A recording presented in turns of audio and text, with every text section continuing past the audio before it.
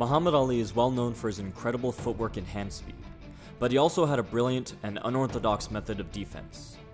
He called it his lean back style, and in this video, we'll break down how he used head movement, footwork, and devastating counters to dominate his opponents. Then we'll quickly expand on our last video, and explain how Ali added combinations to his circling footwork pattern. Ali had incredible defense, and it wasn't just his reflexes, but his creative movement which allowed him to pull things off few other fighters could. When his opponents attacked, Ali would usually step back, slip, and drop his hands even lower. This goaded his adversaries to overreach, chasing after his head. Overextending lowered the height and power of their jab, and Ali would change levels and pick off the blows with his shoulders. He was essentially expanding the height advantage he usually enjoyed.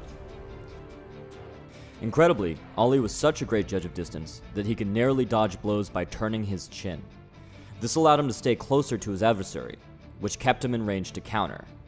But more on that in a second. Let's look at the defensive footwork Ali used in conjunction with head movement. Ali's defensive footwork pattern is step back, shift back and angle out to the left, and then pivot. He preferred to slip to the inside and tended to change head position once for each step. Here's an unobstructed view. 1, 2, 3. If you have limited space, you can substitute the pivot for a shuffle. Stepping back allowed Ali to angle to the inside and let his opponent go right past him, like a matador sidestepping a bull.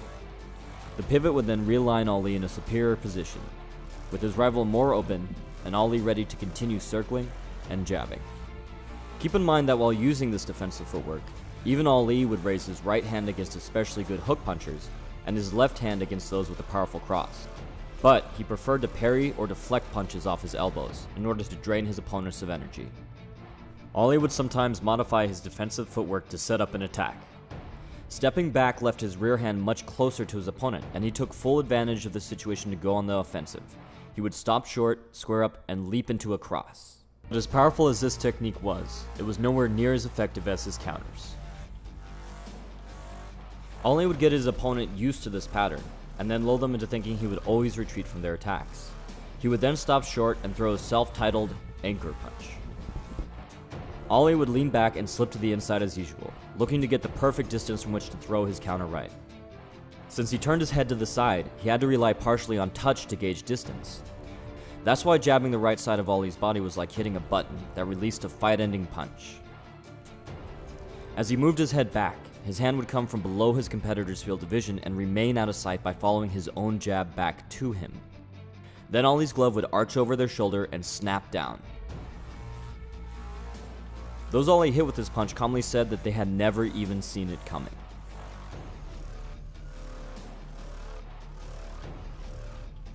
Ali most likely took his iconic circling pattern from his idol, Sugar Ray Robinson. Let's look at how Ali modified it to throw combinations while circling. To review quickly, Ali's footwork is step, hop and jab, push off and swing your back leg behind you, step back into stance, and repeat. By adding additional punches to this pattern, Ali was able to change the line of attack with each punch, giving him built-in defense and hitting around his competitor's guard.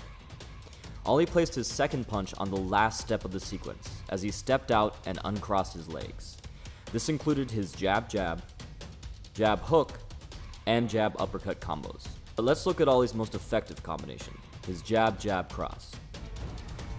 Ali would jab on the hop as normal, change positions with the cross step, and then let his 1-2 go as he stepped out. From the front, with no pivoting. 1, 2, 3, 4. This combination used manipulation of timing to gain an advantage over his opponent. Notice that after Ali establishes a rhythm with the circling jab, the 1-2 comes in on the last step at twice the speed in half beats. After jabbing, stepping out from crossed legs loaded up Ali's cross with more momentum, adding surprising power for a boxer up on his toes. This is an interesting technique to end the breakdown on. Ali would sometimes throw his jab on 2 as normal, and then his cross on step 3 as he crossed his legs behind him. Nothing about this punch should work, but he managed to land it with decent power. We'll just put it down to him being Muhammad Ali, the greatest of all time. While I wouldn't recommend copying all of Ollie's style, especially without years of experience, I encourage you to try a few things and let us know how it goes. Please like, subscribe for more videos, and share with people who may find these techniques interesting. I've also set up a Patreon page if you'd like to show your appreciation and help support the channel. For the Modern Martial Artist, this has been David Christian, wishing you happy training.